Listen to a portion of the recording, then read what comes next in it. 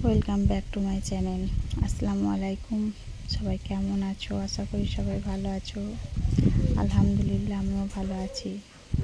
চলে এসেছি আজকের এই বড়ই পাতার একটা রেমেডি নিয়ে। এই বড়ই গাছটা হচ্ছে আমাদের উঠানেতেই হয়ে আছে, আর বড় গাছ আছে ডাঙাতে। তো আমি উঠান থেকেই কিছু পাতা তুলে নেব।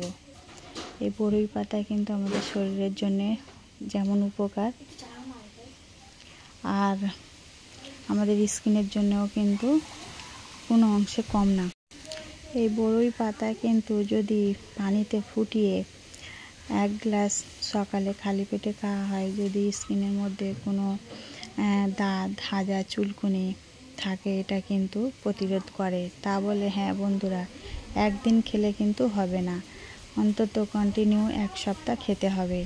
যে কোনো ঘরোয়া রেমেডি, হার্বাল প্রাকৃতিক উপাদানে যে কোনো জিনিস একদিনে রেজাল্ট আসে না।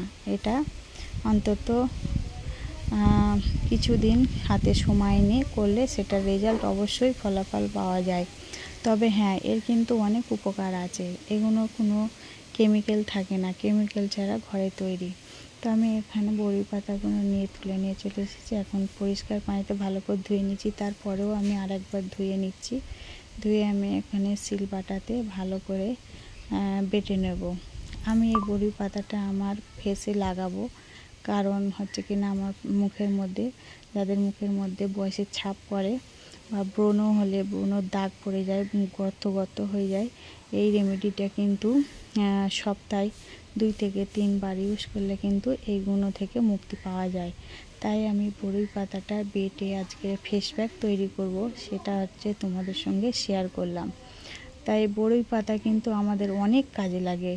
এই বড়ই পাতা বেটে যদি হলুদের সাথে দিয়ে যেখানে দাঁত হয় সেখানে যদি আমরা প্রলেপ দিই, তাহলে কিন্তু দাঁতের থেকে আমরা মুক্তি পাবো। বড়ই পাতা একটা ঔষধিক পাতা, এর গুণাগুণ অনেক।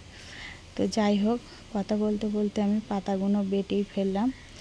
তো আমার মতন যতটা প্রয়োজন আর কি ততটাই নিচ্ছি। এগুলো কিন্তু বেটে সংগ্রহ করে রাখা যায় নর্মাল ফ্রিজের মধ্যে, 2 থেকে 3 দিন ব্যবহার করা যায়। তো আমি সেটা করব না, আমার যখনই প্রয়োজন হয়, আমার বাড়িতে গাছ আছে, যার কারণে আমি সব সময় অল্প করেই করি। তো যাই হোক, এখানে আমি ভালো করে বড়ি পাতাটা বেটে নিচ্ছি এখন।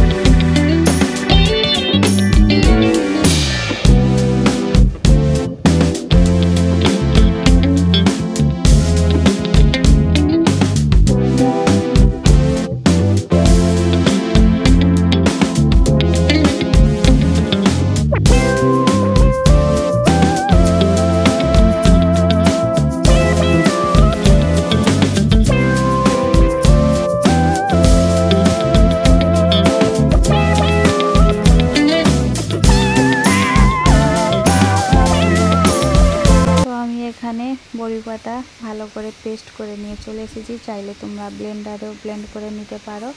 তো আমি আমার শিলবাটাতে আমার ভালো লাগে, তো আমি শিলবাটা অল্প পাতা, তাই শিলবাটাতে বেটে নিয়েছি। এখন দিয়ে দেব 1 চিমটে হলুদ। তোমরা চাইলে কাস্তুরি হলুদও ব্যবহার করতে পারো। এইটার হলুদটা হচ্ছে কিনা আমাদের নিজস্ব মানে বাড়ির তৈরি করা হলুদ, একদম কেনা নয়। আর দিয়ে দেব আমি এখন দুধ। আমার হাতের কাছে দুধ ছিল, তাই দুধ দিয়েছি। এতে টক দইও দেওয়া যাবে। দুধ হচ্ছে স্কিনকে ব্রাইট করতে, উজ্জ্বলতা, আর স্কিনটাকে টান করতে, আর স্কিনকে ফর্সা করতে সাহায্য করে। দুধে থাকা ভিটামিন সি, এটা আমাদের স্কিনের জন্য অনেকটাই ভালো। তো আমি দুধ, হলুদ দিয়ে ভালো করে চামচের সাথে ফেটে রেমেডিটাকে তৈরি করতে হবে। তো এখন আমি দিয়ে দেবো অ্যালোভেরা জেল। অ্যালোভেরা জেল আমাদের স্কিনকে টান করতে বা ময়শ্চারাইজার রাখতে সাহায্য করে। অ্যালোভেরা জেল নিয়ে নিয়েছি। এখন আমি সব কটা উপকরণ দিয়ে সুন্দরভাবে ফাটিয়ে নিতে হবে, যাতে একটা ক্রিমের মতন পেস্টটা তৈরি হয়ে যায়। এত সুন্দর করে ফাটাতে হবে। এখানে দেখতেই পাচ্ছ আমার ফাটানোটা ভালোভাবে হয়ে গিয়েছে, দেখেই মনে হচ্ছে পুরো ক্রিমের মতো তৈরি হয়ে গিয়েছে এখানে।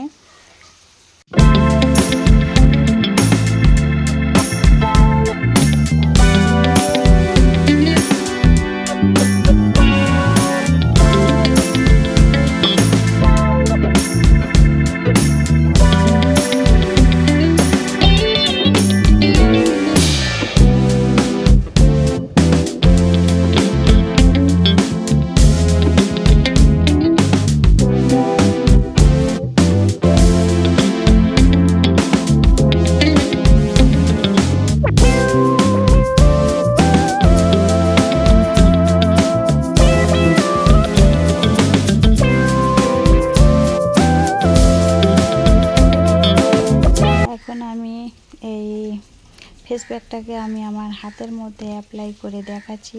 দেখো কত সুন্দর একটা ফেস প্যাক তৈরি হয়ে গেছে, কত সহজে, একদম অল্প উপকরণ দিয়ে বাড়িতে থাকা।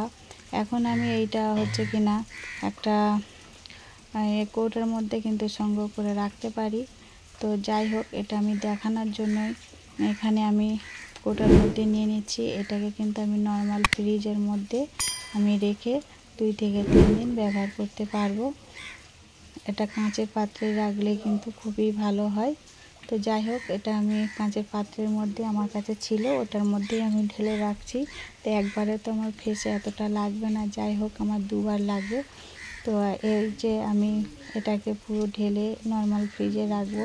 তো আজকের এই পর্যন্ত। আল্লাহ হাফেজ, টাটা।